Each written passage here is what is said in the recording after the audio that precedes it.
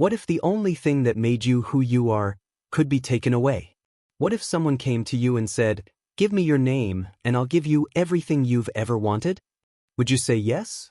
In a small village where names were sacred, where your name carried the memory of your ancestors and the strength of your spirit, there lived a boy named Queasy. His name meant hope. And that's exactly what he was to his family and everyone around him. He was the only child of a widowed mother, and though they were poor, his smile could light up the darkest sky. Villagers said his name brought luck, his presence lifted burdens, and his laughter healed sorrow. But Queasy was tired of struggling. His clothes were torn, his feet bare, his dreams locked behind the walls of poverty. Every day, he watched others eat 3 meals while his belly growled. He watched children go to school while he fetched firewood. Deep in his heart, he wanted more, much more.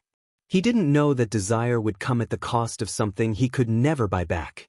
And one night, a stranger appeared to offer him that impossible choice. The night was silent, unusually still. The moon cast a silver glow on the river as Queasy fetched water in his wooden bucket. He sat by the edge, staring into his reflection. His eyes looked older than his age, eyes that had seen too much hunger, too much sacrifice. Just as he stood to leave, a sudden gust of wind blew through the trees, and a voice, deep and smooth, echoed from the shadows. "You seek a different life, boy."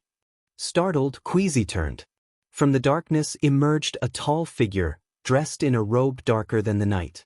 His eyes shimmered like stars, and in his hand was a small leather bag that jingled with gold. "How do you know me?" Queasy asked. The stranger stepped closer. "I know you, Queasy. I know the meaning of your name. It holds power. Legacy. And I also know you'd trade all of that for comfort." Queasy froze. The man's words stung because they were true.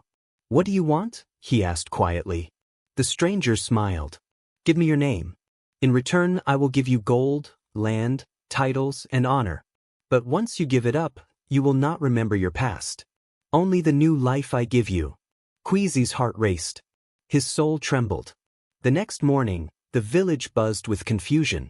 Queasy was nowhere to be found. But far away, in the city of Zabari, a young nobleman named Sir Baruti woke up in a silk bed, surrounded by luxury. Golden rings wrapped his fingers.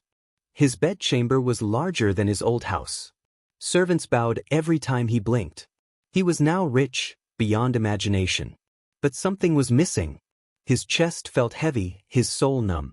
When he looked in the mirror, he saw a handsome young man with smooth skin and shiny clothes, but the eyes looking back were empty. He tried to laugh, but it felt fake. He tried to speak, but none of the words felt like his. Over the next few days, Sir Baruti threw feasts, bought horses, and traveled across cities. Yet nothing made him happy. The worst part? He didn't remember who he used to be. He only knew there was something important he had forgotten, something that gave him peace. One day, while walking through the village square, he saw a woman begging for food with a small child beside her. He stared at her, something inside twisted. Tears welled in her eyes. "My son was about your age. His name was Queasy." He froze. That name haunted him. Each day after that encounter, Sir Baruti's world began to change, not physically, but spiritually. His palace was still grand, his clothes still fine, and his servants still loyal, but he was unraveling inside. His laughter became rare, his appetite faded, and his sleep turned restless. The name, Queasy, whispered in his dreams like a ghost calling him home. Whenever he passed mothers playing with their children or heard a boy laugh in the market, his chest ached with a grief he couldn't understand.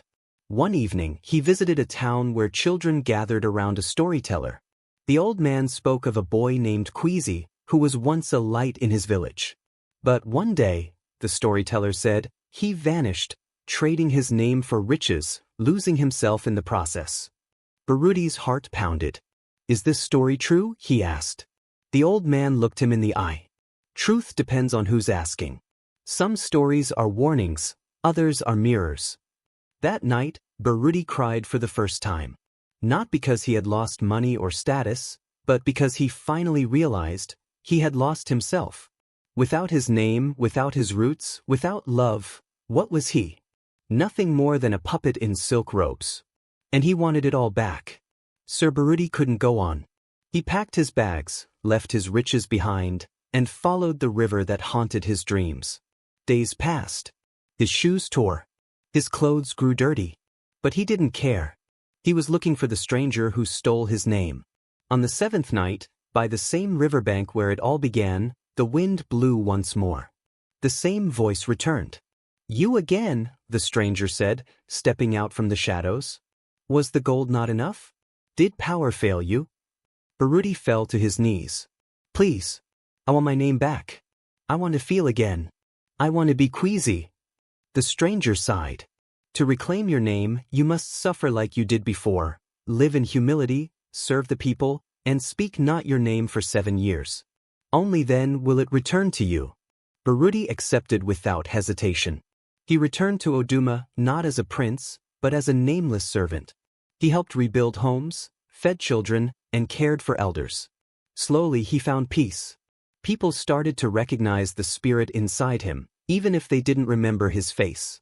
And then, on the morning of the 7th year, his mother opened her door and whispered through tears, "Queasy, is that really you?" The village erupted in celebration.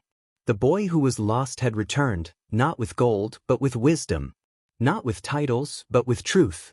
Queasy held his mother's hands, and in that moment he knew his name was never just a word, it was his identity, his purpose, his soul. He had learned that comfort without connection is an empty lie. That no amount of gold can replace the love of family. That true worth isn't found in what people call you, but in how you make them feel. The elders gathered and held a naming ceremony, reclaiming what had once been taken. Queasy was no longer just a name. It was a symbol of resilience, rebirth, and redemption.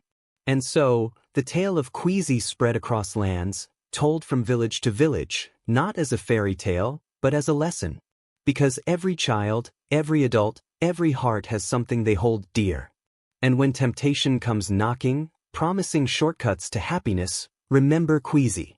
Remember the boy who traded his name for gold, and paid the price to get it back. Moral: never lose yourself chasing what looks shiny. For even gold fades, but your true name, the truth of who you are, shines forever.